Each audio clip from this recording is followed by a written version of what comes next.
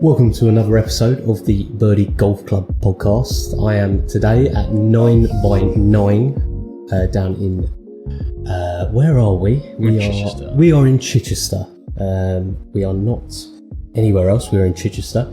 And I have with me today Jordan and Mark, who are both the builder in Jordan down here and the fitter in Mark. And if you hear any heavy breathing off screen, that is because we have Finn behind the camera who is judging us. He doesn't like being mentioned. We don't talk to Finn. Always behind the camera, Finn. Yeah. He says he's too shy. We only email Finn. We don't talk to him in person. So first of all, guys, would you like to introduce yourselves? And if you can, give us a brief synopsis of how you ended up here at 9 by 9. Cool. It's a tough question, but they'll get easier from here, I promise. So, my name's Jordan, and I'm the head builder here at 9 by 9. Quite briefs on how I ended up here. I started doing some part-time box packing and shipping stuff for the company, probably about 2.5, 3 years ago now. And then slowly, as the company grew, has moved into an online space, mainly selling shafts, aftermarket shafts. Moved slightly into the building part of it.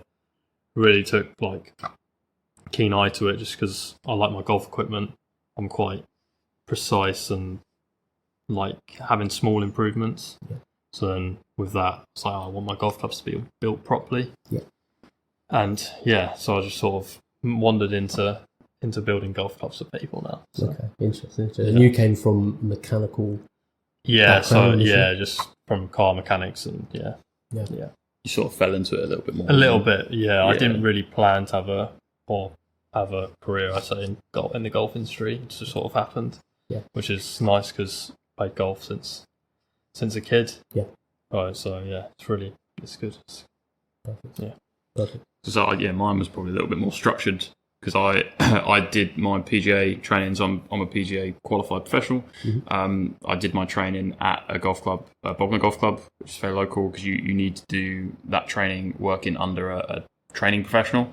And at the moment, I'm the only PGA professional here. So, and when I did that, my plan during that process was then to pick a specialty. So when you do your training, you coach a bit and you fit a bit and you work in the shop. And there's lots of different avenues that a PGA qualified pro can go. So you can caddy, or you can work in the industry as a sales rep for a brand, or you can do fitting, or you could do building, or you could coach, or you could run a pro shop, or move into management. So you could be a general manager of a golf club. So for 3 years, I decided I wanted to be a specialist in fitting. And that's sort of when I moved here more full time when I qualified, which was about the same time we started fitting. Because like Jordan was saying, we were online kind of first, and then the fitting studio came afterwards, and I started about full time about the same time, so kind of started fitting then, and kind of just grown from there really as the demo kit that we've got's grown. Yeah. See, Jordan's got better at building, I've got better at fitting, and you've grown together. It kind of grown together, fell into that's lovely. Fell into place, I guess. Yeah, at the same time, sort of thing. Yeah, it was quite a good kind of timing that you started moving more into building as we started needing more builds in a way. So that's kind of where that's what you want. That's how we ended up here. Yeah. All right, that's great. Thank you. And I guess getting into more of the fitting side of things. So, Mark, this is probably more aimed at you, but Jordan, you probably see it as well around the place. What would you say the most common mistake that golfers make when they come for a fitting? What's the error that you see? And obviously you don't probably point it out to them at the time for customer service reasons. Error as in they make when they're here, or before they when they're here. They probably, how do I phrase this?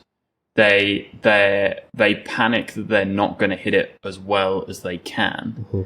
So I get a lot of people saying almost I don't want to book a fit yet because my swing's not where I want it. or I've just, to be fair, if you've just had a lesson and you're really working on something brand new, then probably the fitting at that point probably isn't the best time, in fairness. But, at any point, you're probably fine to have a fitting pretty much. Yeah. And I think, people think they need to be hitting it like the best they can to showcase their own golf, because they feel like you can only get fitted if you're swinging it well. And if you're not swinging it well, then the fitting becomes very pointless, and it's almost the reverse.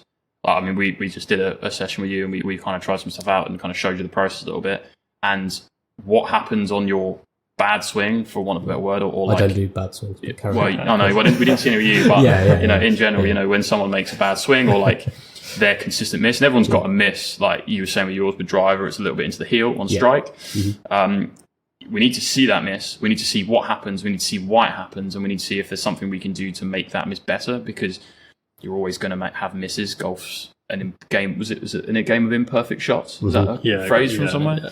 Yeah. I think people come in assuming they've got to be perfect, and then we fit that. Whereas really, if they're perfect when they come in, it's not much to do. Don't need to be. No, exactly. So don't be afraid of swinging it bad, playing bad, hitting bad shots. Like, obviously, I know some people kind of get a little nervous if they're not used to hitting balls in front of people, that someone they don't know, who they assume is going to be better at golf than them, which isn't always the case anyway. But just come in, play your own game, show you shots that you always hit, and kind of let it guide there. Don't try and pretend you don't hit some bad shots that you do, and don't feel pressure to feel like you've got to hit better shots than you normally do.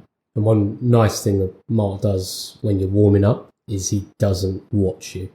Really. Yeah. I made the mistake of I was hitting a few shots, and then I turned around and went, well, what do you think so far? I've got so far, I've not seen. So far I'm measuring the weights of your clubs, and I don't really care what's going on behind me. We obviously try and make the environment as comfortable as possible, which you can do to a degree, but I mean, part of the fit for me is I have to obviously measure people's clubs to kind of see where they're at from a build perspective. Obviously, like, that's more Jordan's side, and kind of what we kind of want to change about them. Because if you don't know where you're starting, then you don't really know how you're going to get to where you need to get to. Yeah. Both in the data, that's why we always hit your own club that we're fitting. If it's a driver, you hit your driver, we see that data, then we want to change that data, and we also measure your driver because we want to try and change that driver. We don't.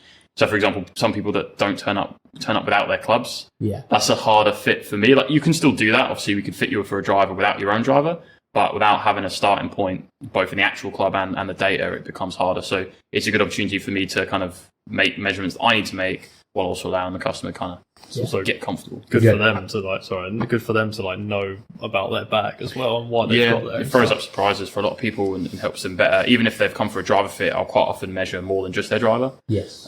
Just to kind of see how their set looks, and it might throw up good things, bad things, small tweaks they might want to make with the other stuff.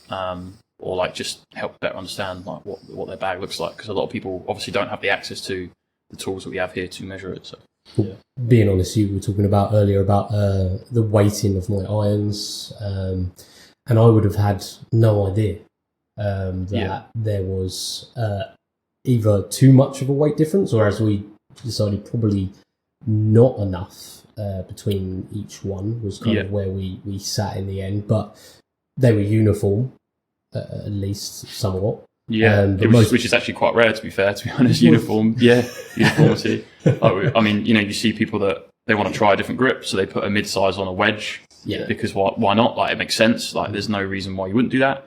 And then, like we said about swing weight, the balance of that wedge doesn't match their irons anymore. Yes. And it actually might be that the grip's right for them, like the new grip, but the club now works worse than it did before. So they just assume it's the grip because that's what they think's the only thing that's changed. Mm-hmm. And what you're changing, you're probably better to describe how it changes more, but changing the grip changes a lot more than just the grip. Describe it for us, Jordan. Go on, Jordan. Like, depends on what glove size you play. Obviously, different grip sizes comes in different weights. Mm-hmm. There's also different textures, like corded, not corded. And with corded grips, let's take mid-size tall velvet or something like that, or a +4, they'll be considerably heavier than a standard grip. Mm-hmm. Which then, if you put, let's say that, you want to try that on your driver, and then the rest of them you have just a standard grip on them. You'll pick up your driver after doing the re-grip, that feels different, and it's feels lighter. You're not taking any weight out of the head or anything, but you've just moved the balance point of that club. like closer to the grip. Actually made it heavier. So if Yeah, lighter, yeah, you've made the exactly. total weight more. Yeah, so again, that's Just another where that weight is. Yeah, you've just moved basically a distribution of weight, which it doesn't sound like much, but to some people that you've gone on a golf course, you hit driver, then a 7-iron, driver, then something else. You never hit two clubs back to back. Yeah. So it's like you want them all to be in a consistent balance. Consistent balance and consistent weight. Otherwise, you'll just get to a point where, this club feels really different. This club doesn't. Even though the grip might be, as Mark said, the grip might be perfect. Yeah. But you've just sort of made the other clubs worse by changing one, if that makes sense. So I guess on that point, what's the biggest difference you've seen somebody come in and because obviously if you could explain a little bit more in maybe grams and things like that people would understand rather than the D3. Yeah. Just standard grips about 50-ish grams. Yeah. Yeah. And then you can go up to the biggest grips we've seen, well, other than like the Jumbo Max ones, as not including them, but like an MCC plus 4 mid-size weighs 68, something like that, 64. Yeah. Some of them have seen 60, 70 grams. Somebody's had a grip, and they put that on one club, had a 50-gram grip on another club, and it's like, well, you've just completely dramatically changed it. For reference, like an average driver is going to weigh 320 grams?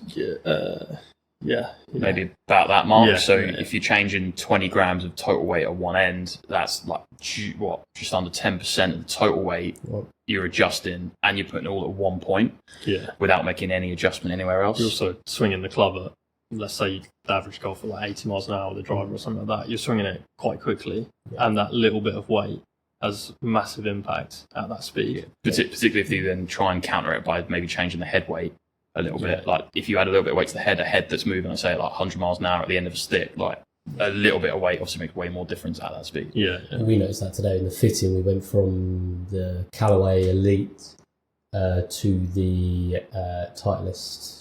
Yes. GT2. New one. New one. Yeah. GT2 and generational technology. There it is. And we noticed, I felt a big difference despite the fact that everything else has stayed the same. Yeah. And then I guess you get into a game of adding weight, and before you know it, you've got a lot of weight, which is then difficult to manage. You can actually do it sometimes, and I as a fitter don't do it massively often, but it's sometimes a fun test to do where you start at a really light point of head weight. So you take a 7-iron with the lightest possible head you've got, and you hit a couple shots, and you add a little bit of weight, and hit a couple shots again, and you keep going until you've added like 30 grams, and you just keep going until you find something that kind of feels right. And in theory, once you get there, and then you go more and it feels too heavy, you kind of know your ideal sort of weight. It's not really a very scientific way of fitting or anything, but it's more of it's like a fun test you can do to kind of feel the difference between each one. And sometimes you almost don't notice the difference because you're gradually doing it. And then by the time you get to the really heavy, it doesn't feel that bad. You take it all back off again, and it's like, it's a completely different club all of a sudden. I think people could underestimate the amount that the weight impacts your swing and like how it feels. And like each person will have a weight that works really well for them, and then the next person that maybe swings it at the exact same speed might not work at all for them. Just because just where the balance is and how they actually move it, rather than just the swing speed sort of thing. I use me and you as an example in fits a lot because we are similar speed in like a 7-iron, let's just take, and we need, from a shaft perspective, or we have played very, very different weights, flexes, profiles of shaft, because we move the golf club very differently. Even though it's the same speed. And in a way, at the moment, we sort of hit the same shape. So like if you look at ball flight and numbers, it's two very similar golf swings, but in terms of how we get there, it's very different. I think that's probably a misconception that people have when they come to a fitting, that, like you said earlier, that they want their swing to be where they want it to be long term before they come for a fitting. But you're not trying to change golf swing. You're trying to provide a club which assists that person's swing to match up to where they want it to be. There's kind of two ways you can do it. You can either find them something that enables them to move their delivery. So like if there's someone that struggles getting it really overplaying and over the top and that way, and if you can find something that helps them get more on plane, great. Or you find something that works better with that overplaying move. Ideally, like the first one's better because you're always better moving delivery, but it's not always possible for lots of different reasons. And sometimes it's a case if you move them into something else that's better suited, and then that allows them to move their delivery with a little bit of, like, almost they then go for a lesson, but that lesson enables the move better. The classic one I always use is if you've got something really, really light and you struggle hitting it over the top, big cut, the classic kind of miss, and you have a lesson trying to shallow it in doing whatever technical change they're trying to get you to make. That's a harder thing to do if the club's too light for you. Whereas if you then move into a club that's better weighted for you, you then go back and have the same lesson, you make much better progress. It's like you're saying, like people going, I'm going to have lessons first, get my swing sorted, then go get clubs. That could be the right way around to do it, depending on what you've got and how it's right or wrong for you. But it's much, I think in our opinion, I guess we're biased, but if you go and get like the clubs that are suited for you first, it will then enable those swing changes to be much easier. But I mean, we both had lessons, and we've both had clubs. We built our own clubs, and we've had lessons. I don't like building my own.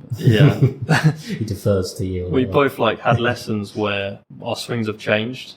But the overall build of our clubs has stayed the same, like the weight, the swing weight, the grips.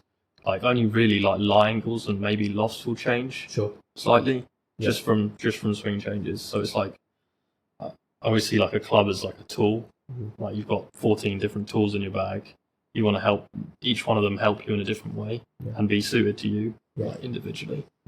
So that makes sense. And we were talking earlier about because I asked the question to you guys when we first met. I was like, what's the average sort of handicap that sort of comes through the door here at 9x9?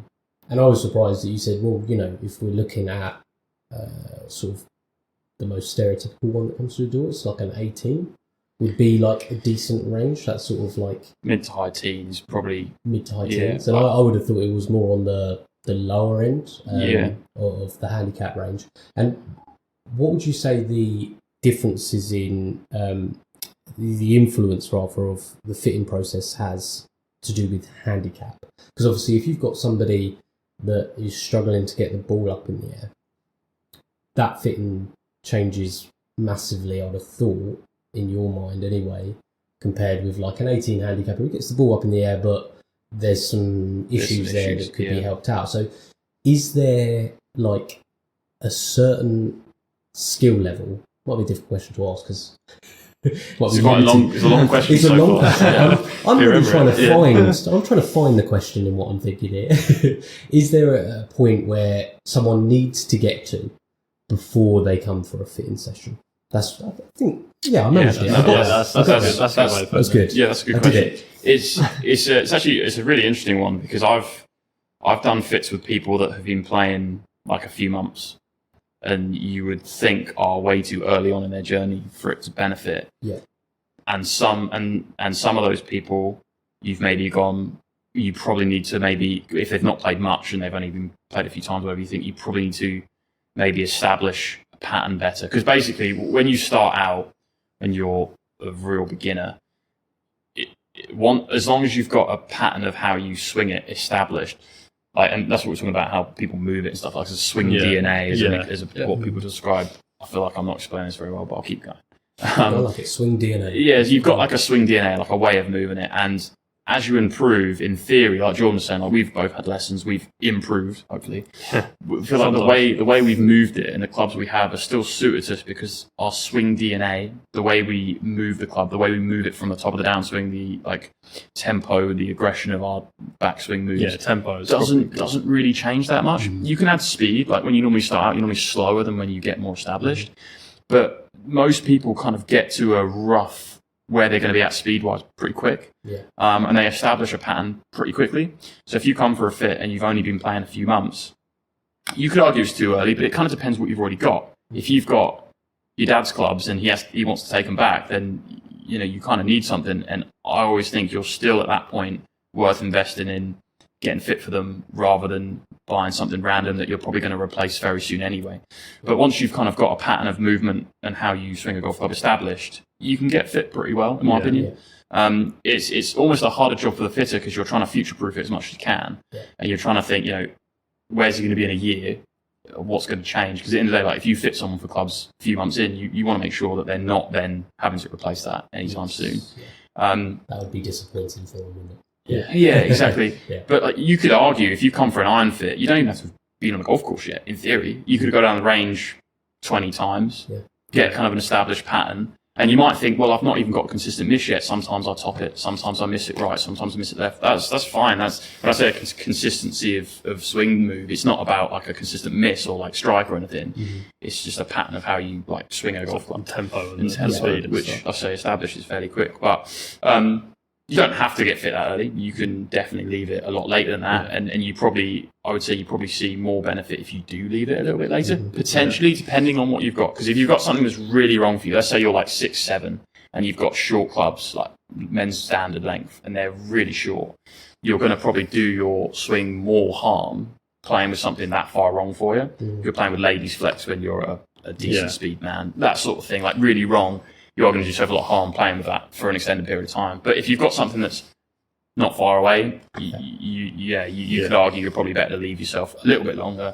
Kind of really, especially if you've not been playing very long, maybe make sure you're going to keep going for a lot longer. Most people after like 2 weeks get the bug and they know they're doing it for life. But, I feel like the earlier you do it, almost the better.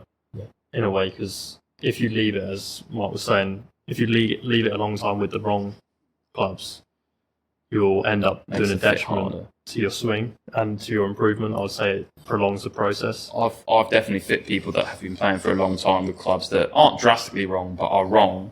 And it's quite hard to move them into the right thing for them because they're in it and they're kind of struggling to make it work because they're so used to something that's wrong. So you almost have to get to the end of the fit and be like, it's not really giving you the results you want right now, but that is kind of what's right for you. And once you kind of bed that in, you'll see like amazing changes. So playing with something wrong for you for a long time can make golf hard work. I think with what we did today, thank you again for having me down for the fitting session. Yeah, no worries. I'd never done one before, and you have the notions of what it may be like. You have that thing of someone maybe is going to judge your swing, and I didn't feel like that at all. So thank you. Nice, But it was really interesting because I thought less and less about my swing the closer we got to the driver that worked for me, because that's what we worked on today. We worked on the driver. And that was really interesting because you have a feeling of you don't realise how much you're trying to manipulate what you've currently got to try and make it work. You've paid the money for it and you're like, I'm going to make this work, this driver. Particularly if you don't get fit for it, you feel like once you've got it, like it's fine if it doesn't work straight away because you can make it work long term. Exactly. And then even worse, the shaft broke on it, so I ended up, like you just said, I actually ended up with a fairway shaft in my driver. Which was a surprise to me. I should read descriptions better. But that all adds up now and makes sense. And then the fact that I then didn't have to think about my swing led to better ball flight. We didn't necessarily, it was quite interesting actually, because we didn't necessarily change my miss. We weren't looking to do that. We weren't looking to go to extremes of finding the opposite. We were just looking at narrowing up that dispersion and then when we find the middle of the club, because occasionally it happened, is obviously then making sure that is trying to be as optimum as it can be. So that was an interesting experience of the fact that the fitting experience was thinking less and less about the swing, which is actually amazing for a course. I was going to say that's probably a really good way of describing what happens when you're in something that's right for you versus what's wrong for you. Like there's nothing worse than playing golf feeling like you've got to fight a golf swing, and that can happen after a lesson. Like you go have a lesson, you make changes, you go and try and play a comp like the Sunday after a Friday lesson. You're in all sorts of problems. But that's the way lessons are. That's part and parcel. Looking at full knuckles down on the golf. The whole swing feels alien. The club feels like a snake in your hands. All that sort of stuff. But we describe it. It's a bit corny, but you describe your golf club as when it's right for you, it's an extension of you. You feel like you're just like you're not thinking about anything. You see in ball flight because the club's just moving with you. better than when it's not suited and you feel like you've got to work something, which is never a fun way to play golf. Yeah, after feeling that and then going back to something that's not right, you'll feel how amazing it is to have something that is right for you. Yeah, I didn't touch my driver a bit afterwards. It's like almost We're just going to leave it here. I just don't want it anymore. Do you need an extra fairway shaft? 'Cause, but it was what was also interesting was the fact that the head made a bit of difference, the different heads and everything like that. But it was mainly to do with shaft. That's where we found the biggest, and obviously swing weight, like we've already spoken about as well. Is there issues sometimes with someone turning up and wanting to walk away with a QI35 or wanting to walk away with a Cobra? Do you find that an issue, or do you go, okay, that's what they want, let's work around it, or would you like them to be a bit more open-minded when they turn up? I don't mind if they're not open-minded. Being open-minded, in theory, it makes my job harder. It's got more choice in a way, but it does make my job easier because if someone turns up and they says, I want a QI35 driver, maybe they've already got the fairway wood and they don't want to have a mismatching set, which I get that. That's a really understandable reason to want that driver. So the first thing I do is I really hope that head does work for him, because if it does, it's a really easy process. If you give them the first combo which has that head and whichever shaft you pick out and they hit it and maybe the shaft's not right, but you see it normally you base the head on a decent strike, kind of decent swing, for want of a better word. And if it kind of flights right, spins right, shapes right off that, that head's going to be fine. You just maybe need to find a way of making that head work. And sometimes the head maybe not be fine because the head weight or the way it's shaped or whatever doesn't allow them to do that very often. So there's lots of other reasons why the head might not work. But if they hit in the first couple, they hit one and it flies right and it spins right, I'm like, okay, good. They can have the head they want. We just need to custom it for them. And then sometimes you have to have that kind of not awkward conversation, but you have to be like, sit them down. You might want this head. This head doesn't want you. It can happen, but at the end of the day, it's not going to be as good as something else. At the end of the day, they still might want the head, and they might want it at a slightly worse spot than something else can be, and that's fine too. Because at the end of the day, you've got to go play golf with it. You've got to love the club you got. You got to like looking at it. You got to like seeing it in the bag. And if you don't like the club you've been fit, in fact, I had someone who I fit into a club, and he was like, I just can't buy that. I don't want that club. Right. And I was like, that's very fair enough. Let's have a little look at maybe the one you did want and see if because I didn't realise that he would be that far into that way. So we went back and we kind of retried the head he did want, and we found one that worked pretty similar, maybe not quite as well. And he said, but I know when I get out, I'm going to play better golf with that because I like it. I'm like, that makes perfect sense. That's fine. And you can go with that. So, yes. Is there a real part of you who wants to go, you're wrong, but no. No, I mean, because at the end of the day, as they walk out, just shaking his head. Because at the end of the day, they're not wrong. Like, if you've got a club you don't like the look of, even if it works and you swing it well, you stand on the first tee in the middle with out bounds right, you're not going to put a good swing on it because you're going to feel comfortable hitting it. So I think, because it used to be like back in the day, I would say you'd pick a head because you liked it. More so than it worked. And people are like, we just pick the one I like. And then fitting became kind of more and more prevalent. And people were sort of like, and I think it's gone too far now. People are like, I want what works. I don't care what it looks like. It's like, well, actually, what it looks like is important. Like, if you don't like the look of it, it's very hard to play good golf with it. It was like looking down at the Titleist this year. Like, Titleist is a classic Titleist club. They all always look pretty similar. But it was actually quite jarring. Like, after going through the very carbon sort of dull crowns that are generally on drivers now, looking at myself. I know here obviously we've got the lights and everything like that, but at the same time, reflections, it was like, oh, whoa, I don't know if I can get used to that. But then on a similar note, the Callaway Elite, which initially I was like, kind of looks like a club who's getting a set. It ended up being the head that worked the best with the shaft that we put it with. And sometimes when it starts to work better, you kind of start to like the head more looking at it, or you kind of move away from the fact that you don't like the look of it. It's brave now. Exactly. So sometimes if someone says, I don't like the look of that, if they go, I really hate that, then you kind of have to go, okay, maybe that's not. But if they go, I don't really like that one, but you let them hit it a couple of times and they hit it well, then sometimes they can kind of change their mind a little bit, and there's nothing wrong with that too. I tried to get into the Cobra. We tried the Cobra. I did try. I did like the look of it, to be fair. I just didn't. They've gone.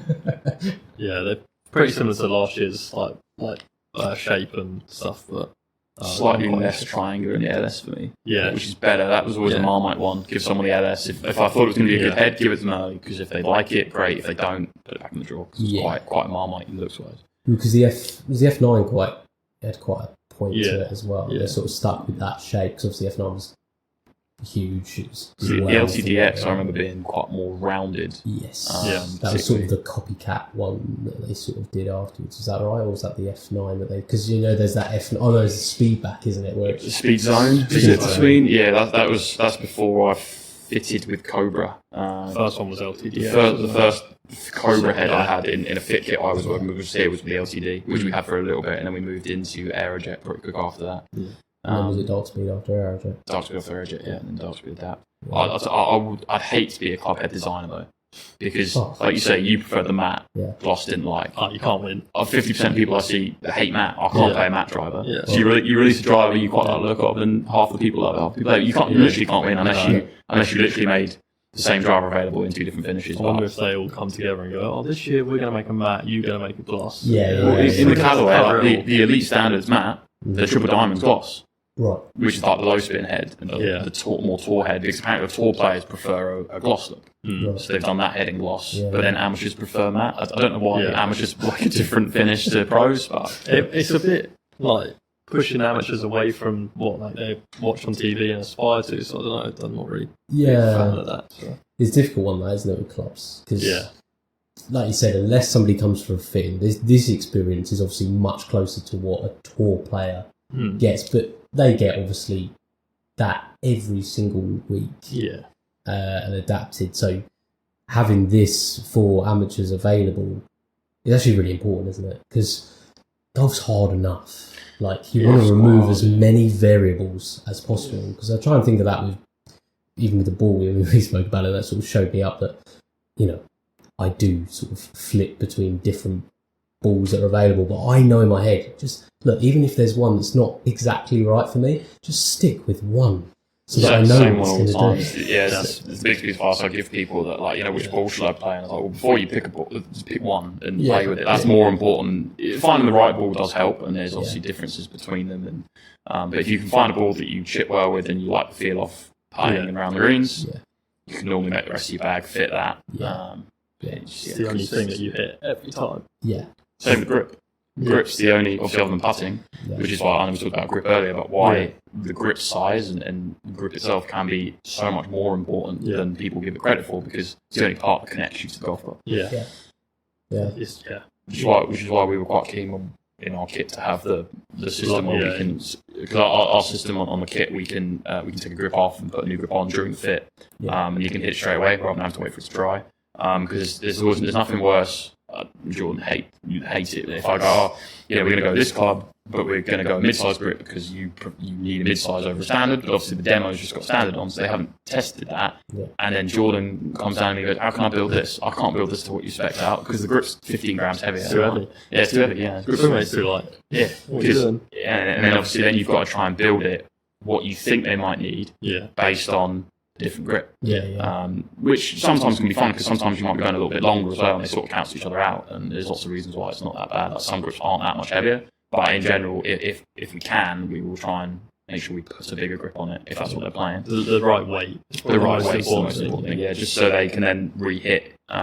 Because if they're re-hitting it, and then it'll naturally obviously be a lighter swing weight if there's a heavier grip, and if they re-hit it, that swing weight and it's still fine. Because sometimes obviously the grip changes the swing weight, but because the grip's all where your hands are, like the effective swing weight, you could call it's it. a bit of a. It's so weird. You get in a bit of a rabbit hole with swing weight and what's right for me. So you might need to counteract the weight in the grip by adding weight in the head, but you might not. Depends on the player. So it is good to try and test that if we can. So it's got quite a kind of good system for us to add in to make your life easier. It's probably one of the better things that we've the thing that I'd be like, if I was looking at getting fit somewhere, I'd be like, I need to try the grip that I'm having on the club and the length. So we can extend in that process as well. So if you're playing it over length, we can make it to the length we think you need, and then test it. And if that is right, then you've got the exact club length, grip, everything that you're going to try. It's trying to get same with the all-fit system, like retaining in line, retaining the exact weight. So trying to get what you've hit in here and as close as possible to that, to what gets built. upstairs. So when someone has the build done, how long does a building process take generally? Obviously, I guess how many orders you have. It depends on how long the components take to get here. Yeah. Lead time we give to a customer for like an in studio built set or club is normally 2 to 3 weeks. Okay, yeah. Most of that time is components arriving and working its way to the front of Jordan's queue, basically. Yeah. The actual build time itself, in the grand scheme of things, doesn't take anywhere near 2 to 3 weeks. But you obviously have to, you've got to get stuff in, and then Jordan's got a queue, so back of the queue. Oh, there's a lot of clubs up there. Yeah. There's a lot of clubs up there. So it's organisation, everything that goes with it. And then when someone gets their clubs through, I take it they can come back in here. Will you test them again with the clubs, or is it a case of off you go into the big world? Most of the time we don't, to be fair, because like I say, we feel like we get the club exactly to what they need in here. So for a driver, you are walking away with exactly what you tested here. What we normally say is you take it away, and if you feel like you have any problems or it's not doing what you would expect it to do, or you just want to have it looked at, we're always happy to get you in with no additional charge to then see what's going on. We're obviously not going to completely leave you, but what we do, the only difference with that is if we do an iron set or a full bag that involves irons, we normally offer a kind of on-collection gapping service where, particularly, for example, like we talk about building the exact club we fit, in an iron set, you're obviously normally only trying the 7-iron. Yeah. So we can build the 7-iron exactly to what they tried in terms of particularly the lie and the loft and talking here. And then obviously the rest of the set is matched to that. So the lies are progressive from there and the lofts are as they should be based on the manufacturers, because obviously not all irons gap the same amount of loft per iron. But anyway, manufacturers differences. So anyway, so they're built to that. You can tell he really wants to. They're built to that, but obviously it's good to check, for example, pitching wedge to first speciality, particularly if they've got their own set of wedges. You want to make sure the new wedge gaps into their old wedge, and vice versa, top end to like the longest iron to the next club, and check for the lie angles are set, because some people might need a more upright lie angle with longer irons to help a little bit more left bias in longer irons because they struggle more fade with longer irons, or vice versa, or they might have or same in the bottom end.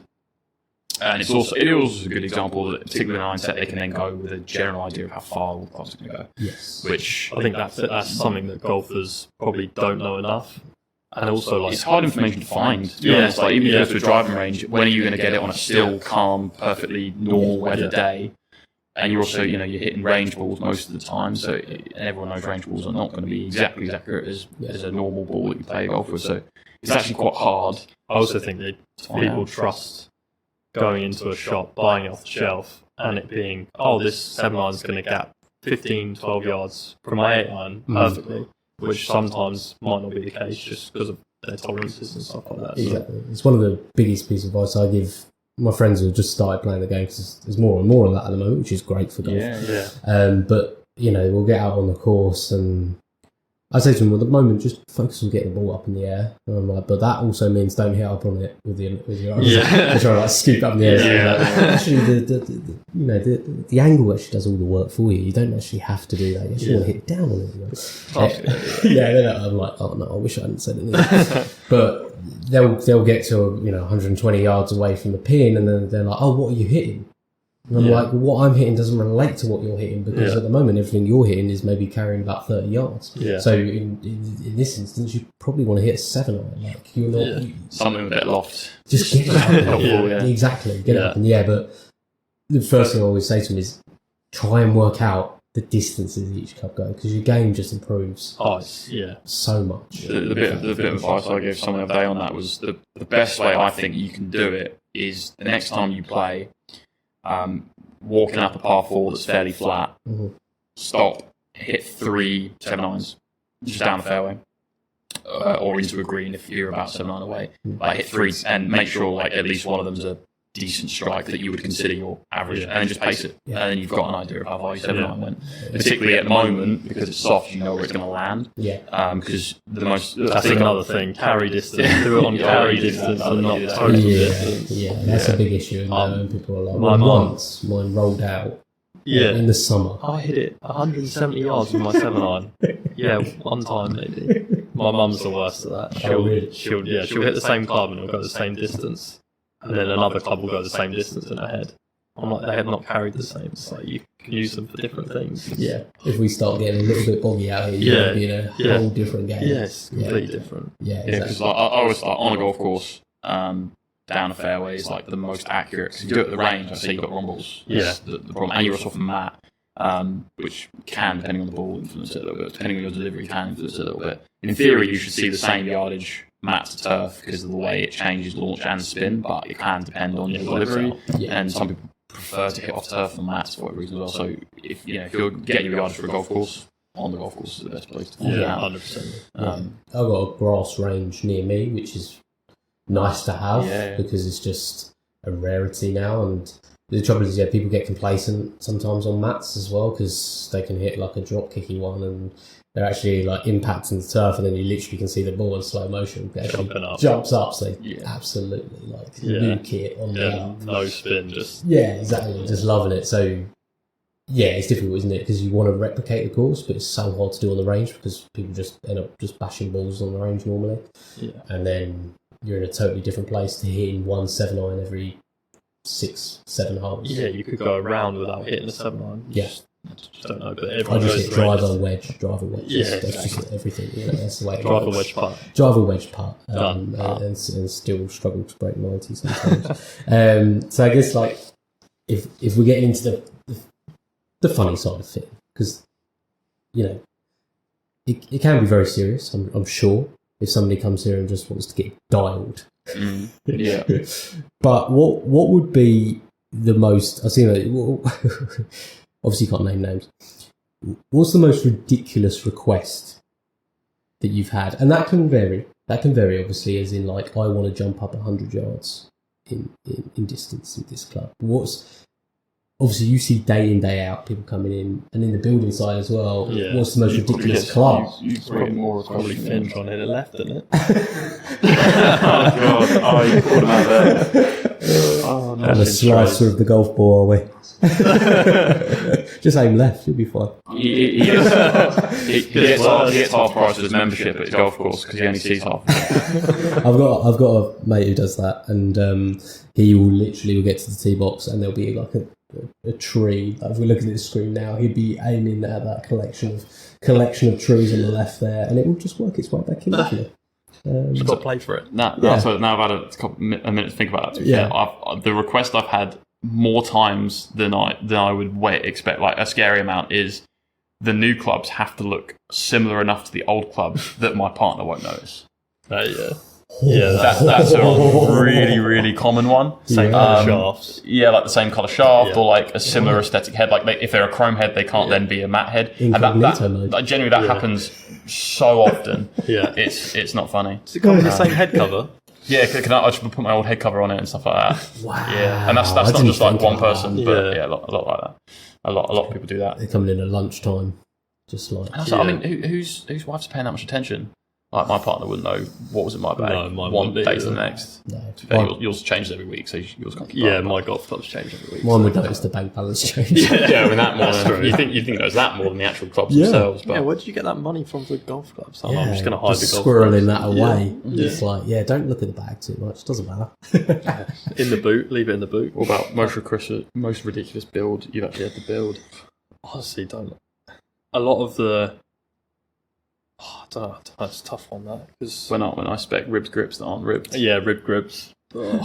Cutting tape in 4 little strips to make a rib at the back of the grip. Oh, is that popular? Only when I went through a stage when I was annoyed with Jordan's side, mate. Yeah. So you can get grips like the Align ones, and then you can get grips that are just ribbed underneath naturally. Not every grip comes in a ribbed or an Align version. So if you're someone that quite likes the rib, or for example, if you want to play a grip logo down, so like if you like 12 Velvets, they come in a rib. But if you also want them logo down, you can play the normal logo down and then rib it yourself. Like you can make the rib with tape.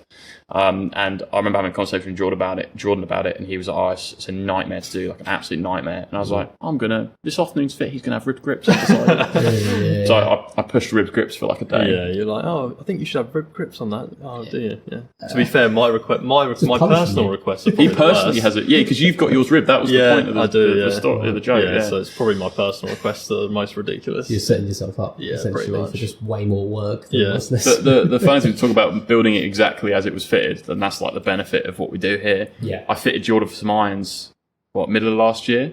Yeah. And then he played in the group in front of me. We were playing was it Pro-Am or was it the practice round? It was Pro-Am. That was the Pro-Am. It was actually, so Pro-Am. it was a Pro-Am at Bognor, so like proper event, and he's in the group in front of me. And we get to like the fifth tee, and he's gone, these clubs are like the ones I've fit him for. First time out with him, because they've been pulled apart tomorrow. I'm pulling them apart. I was like, what's gone wrong? And I was like, I've fit him really, no, I've not done a good fit. They're not working. Turns out he'd, why don't you explain what you've done with those clubs, Jordan? No, I just built them at a slightly different swing weight that I got fit for because I thought I'd try it out. When we say slightly different swing weight, It was quite like It three. was basically, you might as well have just built random clubs. clubs to what I suggested. Yeah, pretty much. But it at least backs up the idea that even the right components built wrong. Yeah, Could make a massive right components built wrong is almost as bad as wrong components. To be honest. So I rebuilt those correctly the next time, and they're still in my bag now, so they must be all right. There must be a lot of tinkering. Oh, because you guys have obviously access. we just do too much access. It's essentially. Yeah, it's dangerous. I've not been that bad, to be fair. You've been good. The irons I've got have been in the bag 2 years, and in our industry, that's a long I time. was gonna say that deserves some credit. The driver's been I've been testing new drivers for a while, so I've got a new one on the way. But other than that, what'd you go for? I got Titleist GT. Okay. You know you can see yourself in that one. I quite like the shine. He likes it. Yeah, I like seeing myself. But other than that, I haven't really changed too much. You're a little bit more of a. I've chilled out a bit the end of last season, but last year, A lot of tinkering. I just enjoy it. Yeah. I enjoy the different clubs and I mean, we get people that like buying stuff from us just to try stuff out. They could come and get fit, but they're not that bothered. They just want to try something. Yeah. And then if it doesn't work, they'll kind of sell it on and buy something else. It's a hobby. Yeah. And some hobbies cost money. So Yeah. it's a very expensive hobby, but some people Yeah. enjoy it. There's probably other very expensive hobbies you can do. And Essentially, you if someone's enjoy. playing golf enough that it's like, I'm doing this amount of time, they've probably set aside a budget that they're happy with, and then if that's the case, that's facilities like this is to maximise your enjoyment on the course. Sometimes, ironically, a lot of people that like tinkering don't actually play that much. They just like playing with lots of different stuff, and then buying, selling, trying something out. I've had people in for fittings to get something a little bit maybe more suited, and they've gone, I've messed around for the last few years, but I feel like getting like a proper set fitted. Yeah. And you go to pick up a shaft off the shaft. I've had that in this head once. I was like, all right, so you've had every shaft. He's like, yeah, I've had that, had this. Oh, I like that one. Yeah, I quite like that one. Didn't really work in that head though. Okay, yeah. But I say some people enjoy doing that. Some people don't even realise that almost you could change different clubs. They think golf, you just put clubs in the bag, and that's not even part of the experience of golf, is it? What clubs you play with. Some people don't even think a different club will help them or make them worse. Yeah. They literally think, it's you, not the club. And while they're maybe not 100% right, there's nothing wrong with being that way. You don't have to care about what clubs you have. If you enjoy playing golf with whatever, and you're not even that worried about, like a lot of people play it for social and for like the walk and health and all that sort of stuff. You don't have to have clubs that are custom fit and right for you. You can play with whatever you want. Like, there's nothing wrong with either end of the spectrum. But. Well, golf's getting more inclusive generally anyway, isn't it? And I suppose also, you probably, I don't know if this is going to happen or not, but you might see a trend over the next few years of people not even playing golf out on a course anymore. Yeah. Obviously, you've got TGL, which, it's got its issues. Have you been watching a lot? Yeah, I've got some thoughts. I don't like the fact that the points don't carry over. I think it should work like a skins match. Yeah. Because I feel like drawing a hole just is a bit of a nothing. Whereas if those points accumulated, tension would increase as you go on. Yeah. You've already had blowouts, so it wouldn't change that dynamic. Essentially, it could just come down to the last hole and there's like 10 points up for grabs. Yeah. And if it's all about the points, then that should be right. And I think there's an issue with some of the simulator equipment. Well, I was going to say on your point of people doing that more in the next few years, because simulators are getting kind of more accurate and you can kind of see better data and more accurate data, and the graphics obviously are getting better. It becomes closer to real golf. Obviously, they've had some issues with, I think it's wedges in particular, weren't they? They were having, seems like when they get closer to the screen, further away from stuff, it seems to add 10 yards on everything. So something's off of spin. There's a shot clock in TGL, isn't there? There's a shot clock. Tiger Woods did an incredible job of not noticing the shot clock on the league that he created. and what was really funny, he didn't laugh. He got asked about it, and his reason was he was trying to get his heart rate down to hit the putt. That sounds exactly what Tiger literally would say. Tiger all over, but it's crazy. Just says whatever you're not thinking he's going to say. I remember seeing an analysis of Tiger's pre-shot routine from like a 6-year period, and they picked like a random tee shot on a random event, one event a week for like 4 years, and timed it, and the pre-shot routine was within a millisecond every time. It was like completely bang on. Like 18th tee at Pebble when he won the US Open, exactly the same as first tee Thursday next week. It was like robotically close. And I guess that's probably something you'd want people to do when they come here, because sometimes the lights, they feel like they're under the camera. Like, I've got to hit loads of shots, I don't want to waste your time, I don't want to eat up the session with just me going through my pre-shot routine. But at the end of the day, if you don't replicate what you're going to do on the course... they do one or two things. Like negatively, they either just start beating balls really quick and not thinking about anything, and then you kind of get out of a rhythm of how you actually play golf, and and you kind of start seeing, like, you start hitting really bad shots because you're just going rapid fire, or they go the other way and they start trying to change what they're doing, because obviously you see numbers and they're you see shape. But like, if they're seeing numbers on a screen and they're seeing shape in front of them, it's only natural to try and want to change that. But like you were saying earlier, like, the more you try and do differently each shot, kind of makes it harder to see what's the player's done differently and what the club you've given them has done differently. And that's when it starts getting quite tricky, because if you give them something that's different and then they make a conscious swing change but they don't tell you, and then it looks better or worse, you start getting a kind of led down avenue of, okay, well, that did that, so X must mean Y, etc., and it's nothing to do with the club at all. So that's like the two hide what you're extremes. changing. From the person that's being fit. But like I say, it's only natural. It's only natural. Like if you know you struggle with an over the top swing path, and you see the number flash up as 7 degrees into out, or out to in, or left, naturally you're going to change that. So it's why we don't display numbers on the actual screen there. There's obviously numbers in the box in front of you, so you can see it if you want to, but it's quite hard to actually see them. And it's not that we're trying to hide it from them. We are, but we show you when we're looking at it afterwards. But if you hit, like I do it a lot. If I've got the numbers on and you hit shot, you get swing speed in it. You see the swing speed. I can go a couple quicker than that, and then 5 shots later, you're just hitting as hard as you can with no. And you started 10 swings ago working on a swing change. That's turned into a speed session. That's basically everyone's driving range session. Exactly. It's going to work on wedge. Coupled with a wedge. Exactly. And that's not even being able to see swing speed. So if you put a swing speed on them as well, it makes it 10 times worse. So taking the numbers away and allowing the kind of the fatigue, the golfer, to actually just focus on like what they're doing, trying to hit a shot, particularly as like on an iron foot, whatever, we've got a green set out there at the yardage you'll hit your iron.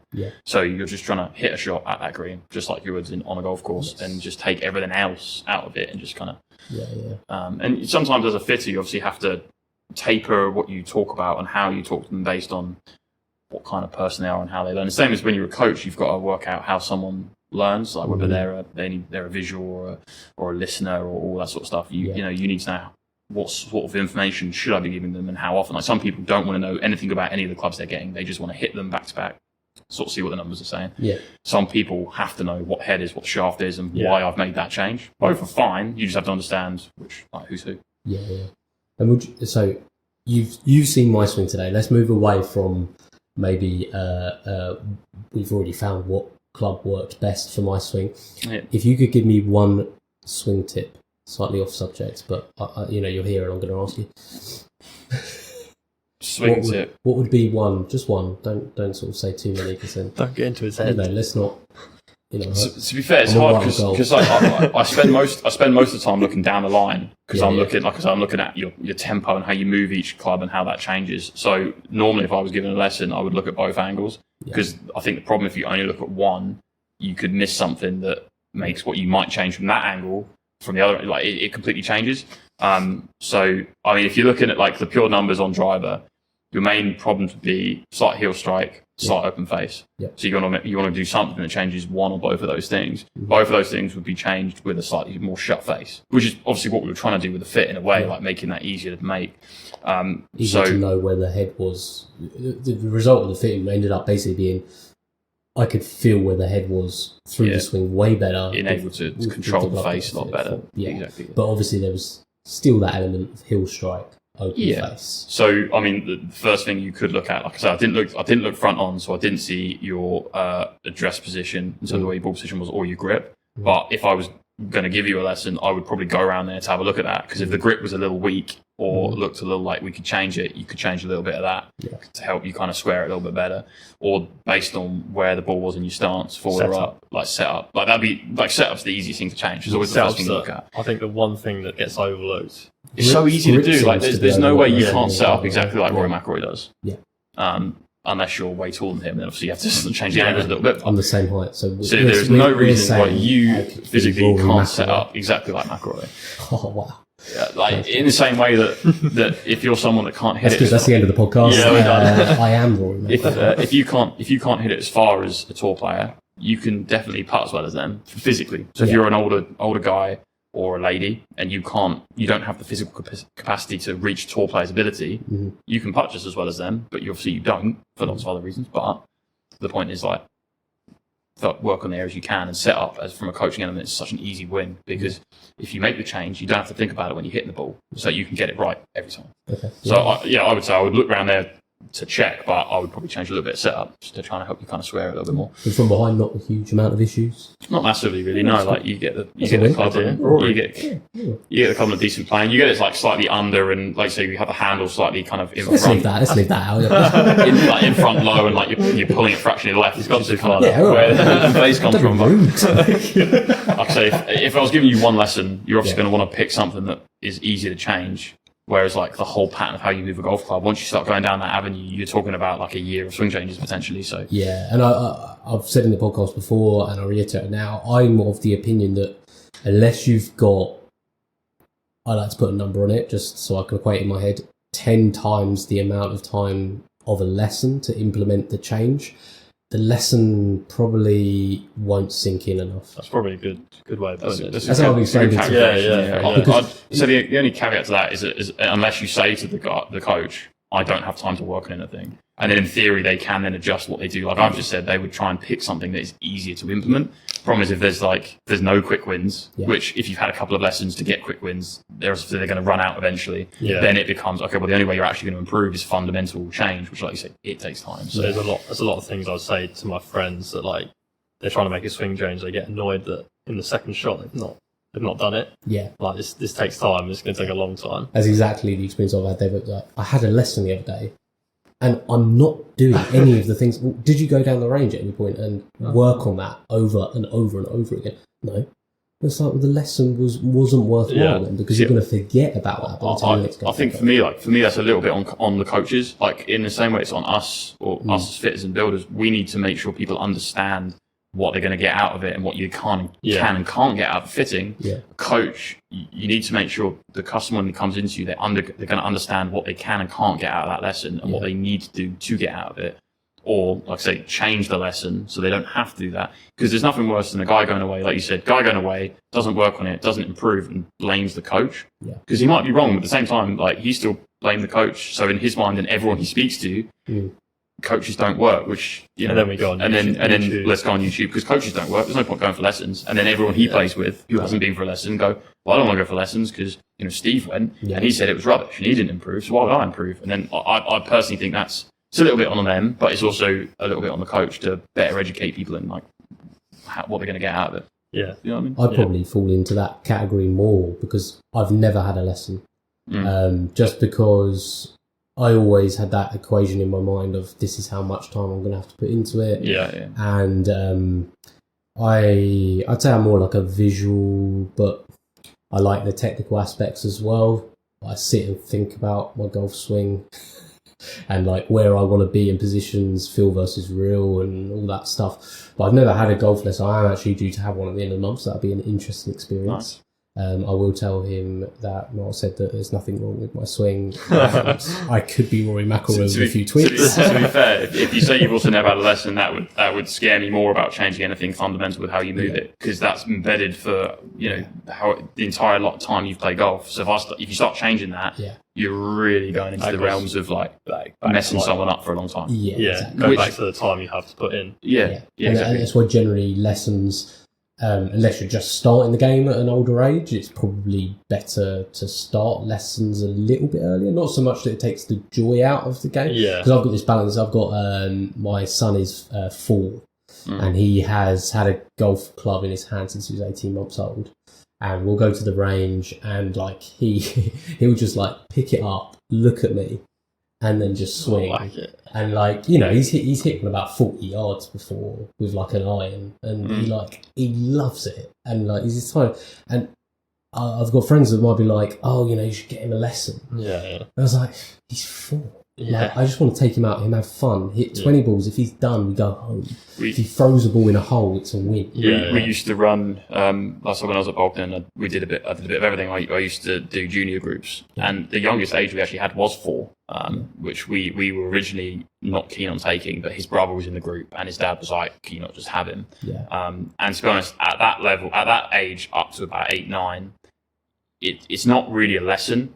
It's just how do they have the most fun while also learning basic mechanics? Because if you get basic mechanics embedded when they're 7, like they're going to be good for a long time. Like, because we had some kids off like 7, or who are like 7 and 8, and they were like, good. I hit it well, but they never had a proper lesson. Like, no one had ever gone, this is how you get under plane, and this is how you use the ground and rotate your body. If anything, they're going to be more efficient at that age than you are when you're like 30, 35. You just make sure they're not holding it the wrong way around. You make sure they have a basic understanding of backswing, how to stand, and just let them hit it. Like, that's literally as hard as you can. Get the ball up in the air, have fun with it. But group lessons for them is great fun, and they learn a lot as well. So I'd always recommend, if a kid's like hitting balls when they're 6, 7, get them in some groups, because they'll probably enjoy that more than on their own anyway.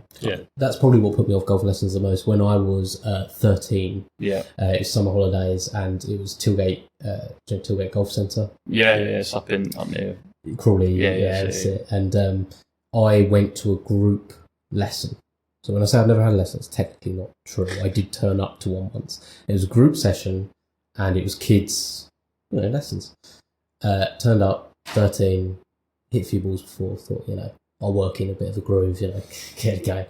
And then a series of like 20 5-year-olds turned up at the range, and the guy looked at me and was like, "Are you here for this?" I was like, no, not me. Not me, no, I'm just practicing, just working on my game. If you've got a few tips, let me know. So I think that also stick with me of like, I felt so out of place. But like you said, that environment for those kids, so much fun. We used to split off by age rather than ability, because no one really cares if little Timmy down the end's better than them. But they do care if little Timmy's 7 years older than them. That's much worse. So. It's all good. And I think adults would probably benefit from practicing like kids do, because especially when it comes to putting, I think it's one thing that probably none of us, I don't know if you guys practice more, probably one of those things that we don't put enough time into. But kids, it's probably way higher percentage of their time that's spent on the putting green, because they have putting comps and have fun with it, however they decide to do it, throwing the ball in the hole, whatever it may be. Time on the putting green is so essential, but it does seem something that for some reason just gets worked out of you as an adult. Why don't we go down the putting green? We used to do like noughts and crosses, so like 2 teams, and kids love stuff like that. But I think adults get, as a generalism, adults find putting very boring to practice. I find it boring. There you go. It's free. Pretty much to all of us to go and do it, but for some reason, and like I say, physically, there's nothing that separates anyone from a tour player. So there's no reason why you cannot be as good as a tour player at putting. As well. So we've covered a lot. I think final thing, what would be from each of you? Maybe one. I'll give you a moment to think of it as I generate the question in my mind. One thing you would want as a message to people that live in the area, happy to drive down to Chichester, come and see you guys, 'cause that's where we are. We're in Chichester. I've remembered now. Come and see you guys. What's one message you'd like to get across? Maybe if someone's feeling a bit, of apprehension about coming, or like you said, where their game's at. What would be, if you were inviting them, what would be your invitation? What would be your selling point to come to 9x9?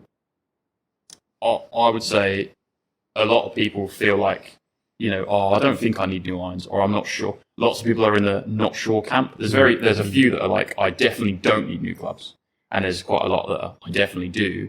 And there's like 90% of people that are like, I'm not really sure. Well, if you're not sure, it's normally good fun. Most people I fit say afterwards they enjoy it. They normally learn something. And even if they don't learn something about their clubs, they learn something about their own swing, their own game.